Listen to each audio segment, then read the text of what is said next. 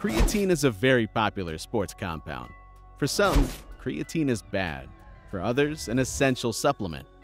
Two major myths about creatine that have become very popular over the years and should be out of the way early. Number one, is creatine an anabolic steroid? No. Anabolic steroids are a synthetic version of testosterone hormone, and it is illegal to possess and administer them without a doctor's prescription for serious health reasons. On the contrary, creatine is a legal food supplement, and there are no legal consequences for the use or possession of it.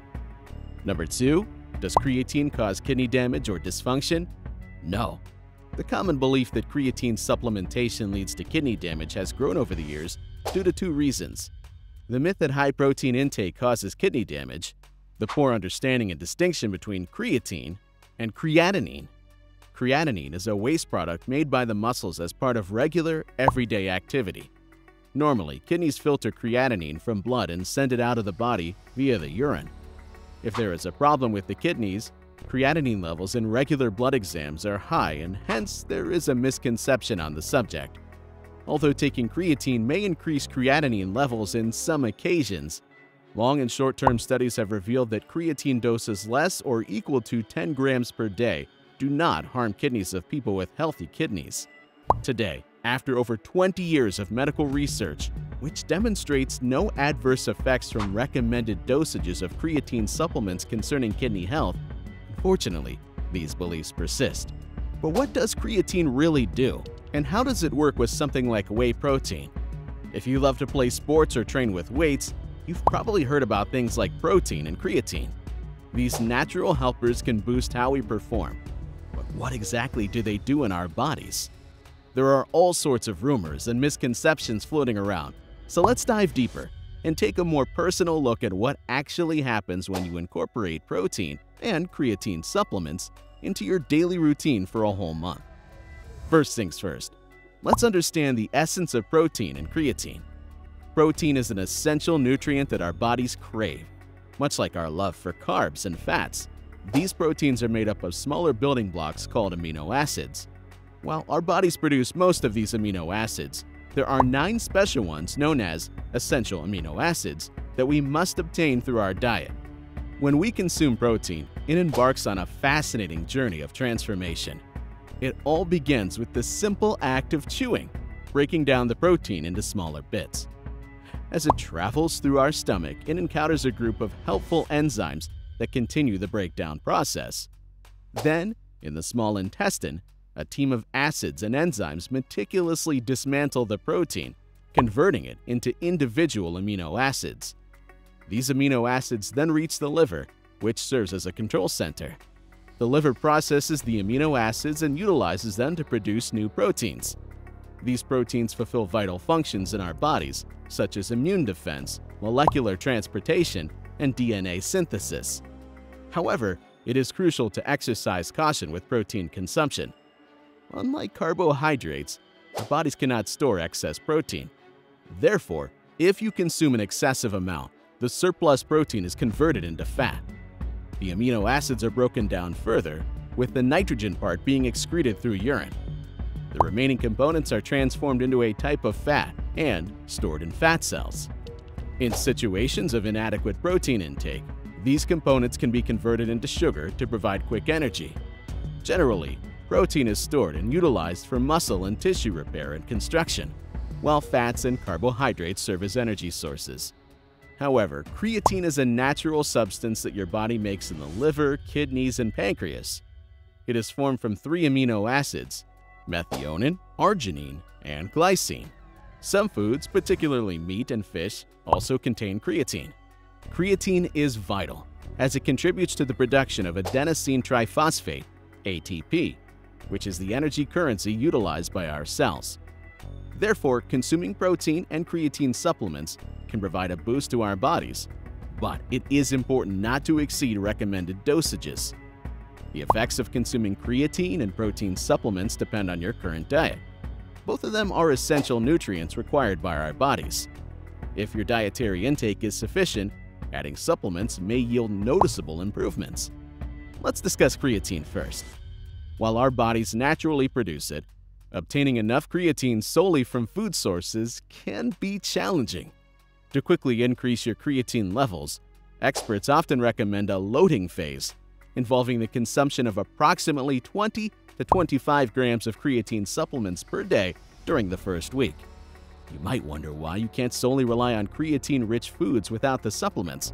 Well, the reality is that foods with the highest creatine content, such as herring, beef, salmon, and pork, typically offer only around 1 gram of creatine per serving. Therefore, unless you intend to consume large quantities of meat and fish daily, a supplement might be the most practical option. Now, let's shift gears and focus on protein. Much like creatine, protein is essential for proper bodily functions. However, if you already obtain sufficient protein from your diet, approximately 0.73 grams per pound of body weight, you might not require a protein supplement. But suppose you belong to the group of individuals who do not consume adequate amounts of protein and creatine. What happens if you start consuming supplements? Upon commencing creatine supplementation, your muscles will absorb the creatine. Creatine aids in increasing water retention in the muscles.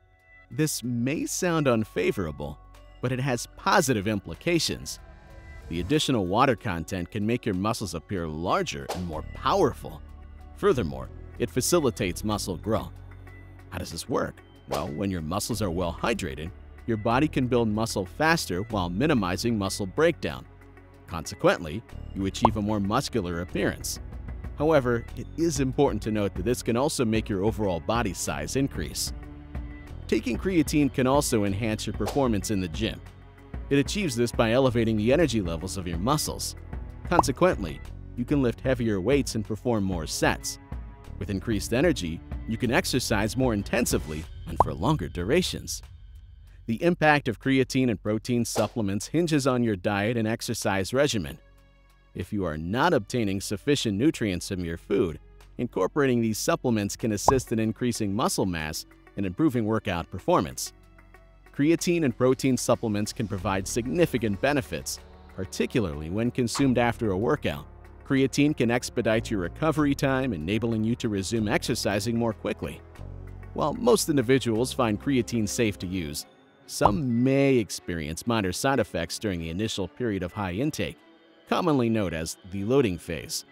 During this phase, it is typically recommended to consume approximately 20 to 25 grams of creatine per day for the first week.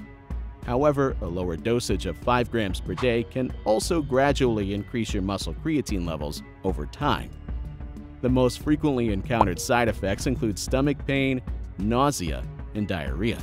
Additionally, some individuals may experience dehydration due to creatine's property of drawing water into muscle cells.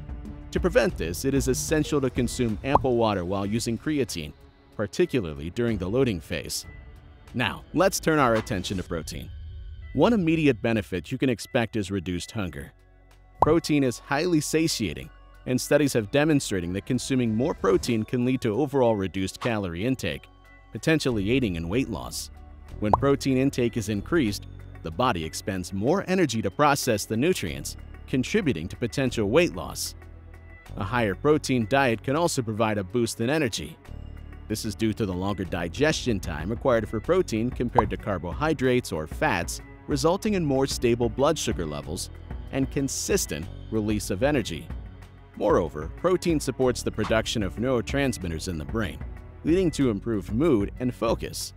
Additionally, protein aids in the production of antibodies, enhancing the immune system and potentially reducing the frequency of illnesses. And the benefits of protein don't end there. Increased protein intake has been linked to lower blood pressure.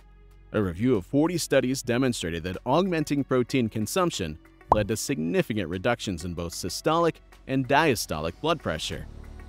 Regarding aesthetics, protein plays a vital role in maintaining healthy skin, hair, and nails. While the effects may not be immediate due to the skin's renewal cycle, improvements should become noticeable after 30 days of regular intake. However, consuming excessive amounts of protein does not necessarily provide additional benefits.